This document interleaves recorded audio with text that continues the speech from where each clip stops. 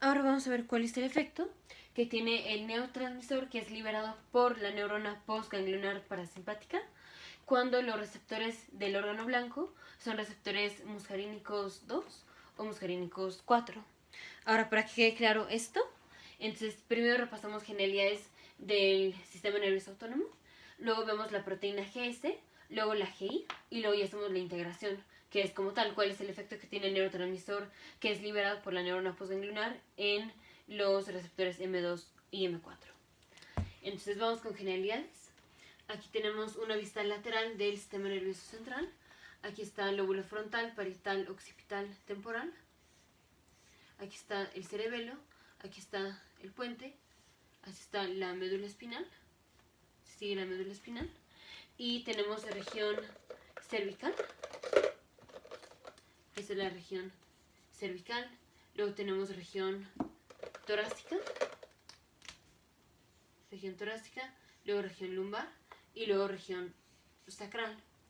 Entonces en la región sacral y en la región cervical tenemos que es en donde nacen las neuronas preganglionares parasimpáticas. En cambio la región toracolumbar, que es esta región de la médula espinal, es en donde salen neuronas simpáticas. Ahorita solo vamos a enfocar en el parasimpático, pero recordemos, tenemos la neurona preganglionar, entonces aquí está la neurona preganglionar. Esta le va a liberar un neurotransmisor a una segunda neurona. Esa segunda neurona es una neurona postganglionar. Y esta neurona le va a liberar un neurotransmisor a el órgano blanco. Entonces, ahora el cuerpo de la neurona postganglionar se encuentra en un ganglio. La sinapsis entre la neurona preganglionar y la neurona postganglionar se da en un ganglio. Ahora, esto es cierto para el simpático y para el parasimpático. Tenemos excepciones como la longitud de los axones de cada una de las neuronas. Y también la otra diferencia es cuál es el neurotransmisor que es liberado por la neurona postganglionar. Pero ahorita solo nos vamos a enfocar en el parasimpático. Entonces tenemos esas generalidades. Esta es la neurona preganglionar parasimpática. Y en el video anterior vimos cómo esta neurona se despolariza y finalmente libera su neurotransmisor. Su neurotransmisor es acetilcolina. Entonces, esta neurona, la neurona postganglionar, tiene receptores nicotínicos para la acetilcolina, que es lo que vimos en el video anterior. Y esto va a hacer que esta neurona se despolarice y que finalmente libere su neurotransmisor, que es lo que vimos en el video anterior. Ahora, ¿qué neurotransmisor es este que se libera? Va a ser igual a acetilcolina, solo que los receptores que tiene el órgano blanco para esta acetilcolina, que es esta misma acetilcolina que libera la neurona postganglionar, los receptores ya no son nicotínicos, no son este mismo tipo de receptores, son otro tipo de receptores. Y esos receptores son receptores, pueden ser M1, M2, M3, M4 o M5. Ahorita solo vamos a ver qué pasa con los M2 y M4. Entonces digamos que este es un receptor M1, M2 o M4. Entonces ya veo generalidades.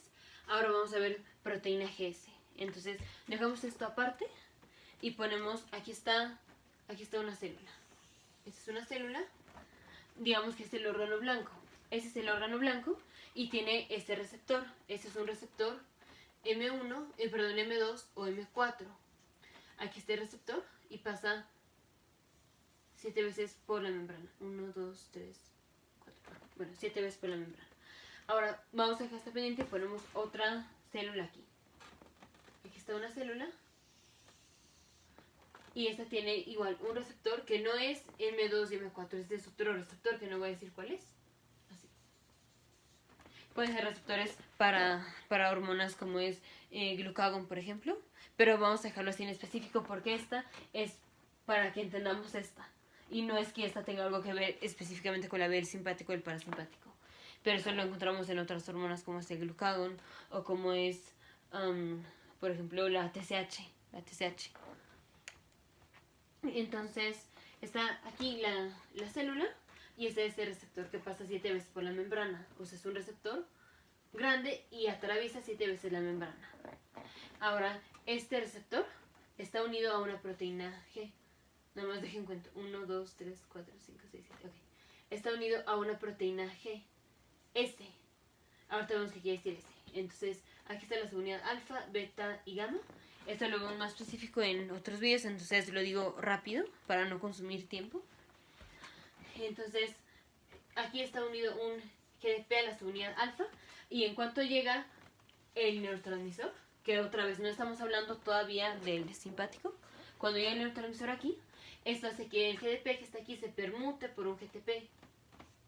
Y como siempre, no es que el GDP se le pegue un fosfato y se convierte en GTP, no, sino que literal estaba el GDP y se va a permutar por el GTP. El GDP se va y entra un GTP, pero no es que uno se convierte en el otro. Luego tenemos, se separan las subunidades. Entonces, por un lado nos queda la subunidad beta y la subunidad gamma, y por otro lado nos queda la subunidad alfa junto con el GTP. Y estos van a activar a una enzima que es la adenilatociclasa. Ahora, la adenilatociclasa lo que hace es que agarra al ATP y ahora sí, lo convierte en AMP cíclico. O sea, le quita los fosfatos y hace ahí una unión en la molécula. Y es el AMP cíclico el que finalmente va a activar la proteína quinasa A. Tenemos la proteína quinasa A que tiene 4 subunidades. 2 subunidades reguladoras y 2 subunidades catalíticas o catalizadoras. Así. Ahora se necesitan 4 moléculas de ATP, 4 moléculas de AMP cíclico para que se disocien las 4 subunidades. Y entonces finalmente ya tenemos libres las subunidades catalíticas, que son las que nos importan. Porque las unidades catalíticas son las que, como su nombre lo dice, proteína quinasa o proteína sinasa. Asa es enzima y quinasa es que le va a pegar un fosfato. Entonces, finalmente esto va a terminar en que las proteína quinasa A le va a pegar fosfatos a cualquier cosa que se encuentre. Puede ser una proteína o una enzima, que eso ya lo vemos más específico en otros videos. Entonces, y eso es proteína GS. Cuando decimos este es un receptor que está asociado a proteína GS, es porque esto terminó en la estimulación, stimulating en inglés, estimulación de la adenilatociclasa, promoviendo aumento de AMP cíclico. Esta es la proteína GS, ya la vimos. Ahora, ¿cuál es la relación con la proteína GI?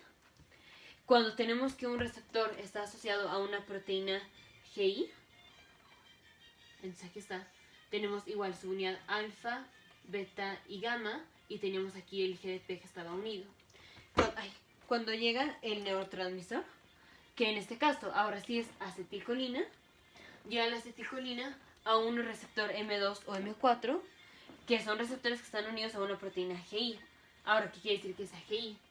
Entonces, cuando llega el neurotransmisor pasa lo mismo, el GDP se va y entra un GTP.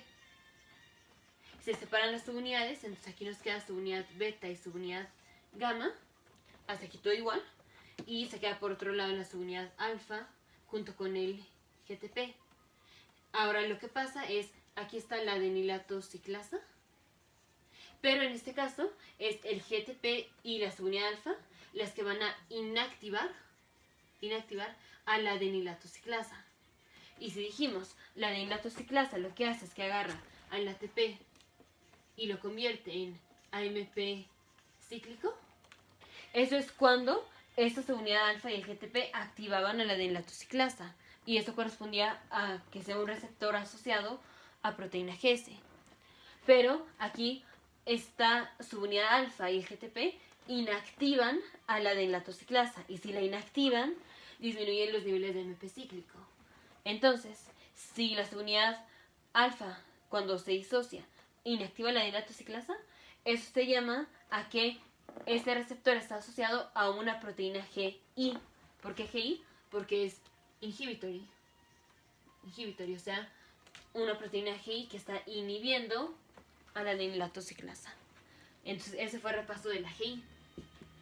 Ahora vamos con la integración. Entonces, ¿qué pasa? Entonces, cuando tenemos que hay estimulación de la vía parasimpática, cuando hay estimulación parasimpática, por ejemplo, cuando estamos en reposo, cuando estamos comiendo, por ejemplo. Entonces digamos que este órgano blanco es el corazón. Ay, es el corazón. Este corazón tiene receptores M2, tiene receptores muscarínicos M2. Y entonces, ¿qué pasa? Ya vimos, esta neurona se despolarizó, liberó su neurotransmisor que es la acetilcolina. La acetilcolina le llega a la neurona postganglionar que tiene receptores nicotínicos para la acetilcolina. Entra el sodio, entra el sodio, se despolariza. Finalmente se libera el neurotransmisor de esta neurona, que también es acetilcolina. Y todo ese proceso lo vimos en el video anterior. Ahora, la acetilcolina, ¿qué va a hacer en este órgano blanco que tiene receptores M2 o M4? En este caso estamos poniendo el corazón. Entonces se une la acetilcolina a su receptor y pasa esto. El GDP se pregunta por el GTP, se disocian las unidades beta y gamma de la alfa, la alfa y el GTP inactivan a la dilato ciclasa disminuyendo los niveles de MP cíclico. Y si disminuyen los niveles de MP cíclico, entonces no se liberan las subunidades catalizadoras de la proteínquinasa A, que eran estas moradas. Si el MP cíclico las libera, menos MP cíclico hace que menos se liberen.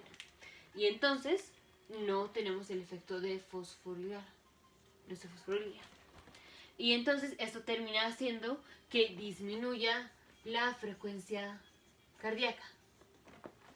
Entonces cuando estamos, por ejemplo, comiendo, que tenemos, pues no bradicardia, pero pues frecuencia lenta, porque tenemos más estimulación del parasimpático, hay que pensar en toda esta vía. Hay que pensar, como lo vimos en el video anterior, se despolariza la neurona preganglionar, libera acetilcolina, se despolariza la neurona postganglionar y se libera acetilcolina al órgano blanco. Ahorita solo vimos el efecto del neurotransmisor en el órgano blanco cuando el receptor es un M2 o un M4. Aquí pusimos un M2 de ejemplo, pero el M4 es exactamente esta misma vía.